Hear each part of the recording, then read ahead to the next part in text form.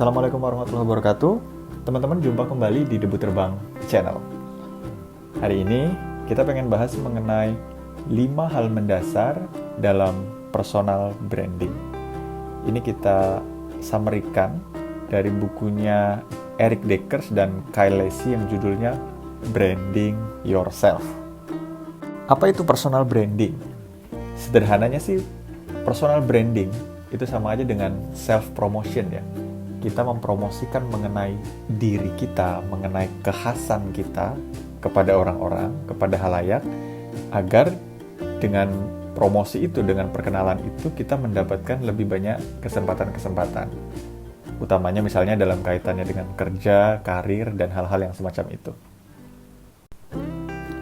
Kenapa sih kita harus branding? Kenapa sih kita harus melakukan self-promotion ini? Kenapa? Karena pada era seperti sekarang ini, di mana arus informasi dan persaingannya begitu ketat ya, sepertinya akan sulit kesempatan untuk datang begitu aja kepada kita, kalau nggak ada semacam pendahuluan dulu, yang membuat orang lain bisa mengenali kita, mengenali karya kita. Oleh sebab itu dibutuhkan semacam pendahuluan, semacam perkenalan, yang membuat diri kita dan karya kita terkoneksi kepada halayak ramai. Dengan dikenalinya diri kita, utamanya dengan dikenalinya karya kita, kekhasan kita, maka kesempatan akan menjadi terbuka lebih luas. Itu kenapa kita harus branding. Nah, ini yang menarik. Apa sih bedanya branding dan boasting ya? Apa bedanya mempromosikan diri kita, atau yang disebut dengan branding, dan membual tentang diri kita? Perbedaannya ini berangkat dari niat.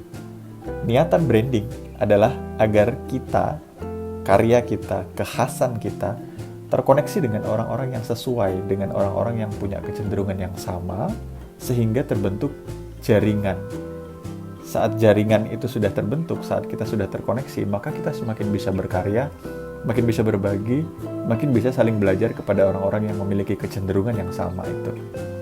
Kebalikannya, kalau boasting, membual tentang diri kita, ini berangkat dari keinginan untuk dinilai lebih, dinilai sesuatu yang sebenarnya bukan kekhasan diri kita.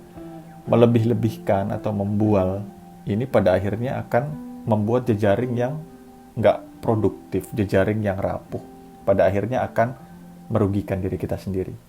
Itu bedanya antara branding dan boasting, bedanya antara membangun koneksi dan membual tentang diri kita. Lalu apa sih 5 hal mendasar yang harus kita pahami dalam kita melakukan self-promotion atau branding? Menurut Eric Deckers dan Kyle Lacy dalam bukunya Branding Yourself, yang pertama banget yang harus kita lakukan itu adalah mengenali passion kita dulu. Sebelum kita jauh-jauh berbicara mengenai bagaimana kita menyampaikan kepada halayak tentang karya kita, tentang kekhasan kita, tentu banget yang pertama kali harus kita lakukan adalah kita mengenali dulu diri kita sendiri. Kita mengenali apa sih yang khas dari diri kita. Sesuatu yang membuat kita semangat. Kalau bahasa kerennya dalam buku-buku itu, sesuatu yang pas kita bangun tidur aja, kita udah kepikiran, wah, gue pengen melakukan ini nih. Sesuatu yang membuat kita semangat menyala-nyala seperti itu orang-orang sebut dengan passion, panggilan jiwa. Nah, PR pertama kita adalah mengetahui passion ini, mengetahui panggilan jiwa ini. Ini yang pertama banget perlu kita lakukan. Baru setelah kita mengenali kekhasan diri kita, mengenali passion diri kita melangkah ke step berikutnya, yaitu berbicara bagaimana kita terkoneksi dengan orang-orang yang punya kecenderungan yang sama melalui personal branding tadi. Jadi PR pertama adalah kenali passion kita dulu. Yang kedua adalah beranilah. Seringkali yang bikin orang-orang nggak mau melakukan branding adalah karena mereka menilai branding ini sebagai sesuatu yang buruk atau citra negatif. Saya sendiri sebenarnya termasuk orang yang ada pada tipe ini ya. Kemudian sampai belakangan saya baru nyadar bahwa ada yang keliru dengan pemahaman saya mengenai branding. Brandingnya sendiri tidak salah, yang salah adalah pemahaman saya terhadapnya. Branding dalam upayanya sebagai dalam pengertiannya sebagai upaya membangun jejaring ya, membangun koneksi yang sehat dan saling menumbuhkan, Sebenarnya ini adalah sesuatu hal yang positif dan kita sudah sering melakukan ini tanpa kita sadari. Kita upload Facebook tentang diri kita, hobi kita, pandangan kita, gabung di grup, kita cerita di Instagram dan Twitter tentang hal yang kita sukai. Semua itu tanpa kita sadari menarik diri kita untuk terkoneksi pada orang-orang yang punya kecenderungan yang serupa. Itulah idenya branding sebenarnya. Nah, branding dalam pengertian yang seperti ini ya, dalam pemahaman yang seperti ini bukanlah hal yang buruk. Apalagi kalau kita kaitkan dengan hal yang berikutnya, yaitu berbagi cerita. Jadilah orang yang helpful. Dalam pengertian branding seperti itu tadi ya, upaya kita untuk terkoneksi dengan orang-orang yang punya kecenderungan yang sama dan kita saling belajar kepada mereka. Maka branding itu nggak harus kita bercerita melulu tentang diri kita. Nggak harus kita tuh misalnya, hello saya adalah si A, saya punya 3 gelar dari universitas paling mantap di dunia. Pencapaian terbesar saya adalah saya pernah ke planet Mars dan lain sebagainya ya. Nggak harus seperti itu. Tetapi kita juga bisa bercerita tentang orang lain. Misalnya tentang pelajaran hidup yang kita dapat dari mengamati bos kita. Sesuatu yang kita dengar dari tukang Gojek misalnya. Atau sesuatu yang kita pelajari dari tetangga atau apa saja. Tidak harus selalu berkaitan dengan kita. Tetapi yang jadi inti adalah kita berbagi cerita, berbagi pelajaran. Maka dengan itu kita akan menjadi orang yang helpful. Saling membantu, saling menolong, dan berkontribusi bagi halayak.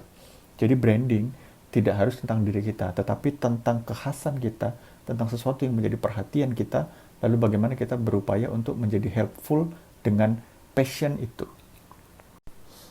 Yang keempat adalah membangun jejaring. Seperti yang udah disinggung di atas ya. Jadi idenya branding itu adalah membangun jejaring itu. Berteman dengan orang-orang yang punya kecenderungan yang sama. Nah, terlebih pada era seperti sekarang. Kita tidak harus bertemu secara fisik, tetapi dengan sosial media, dengan internet, kita bisa terkoneksi dengan ribuan jutaan orang, meskipun kita terkendala secara geografi atau bahkan tidak bertemu secara fisik. Yang terakhir adalah action. Jadi, just do it aja, lakuin aja, ambil langkah meskipun kecil, yang penting kita lakukan dan selalu konsisten. Itu summary dari 5 hal mendasar dalam personal branding. Semoga bermanfaat. Terima kasih sudah mantengin sampai akhir. Jika bermanfaat, silakan subscribe. Sampai jumpa di edisi berikutnya. Wassalamualaikum.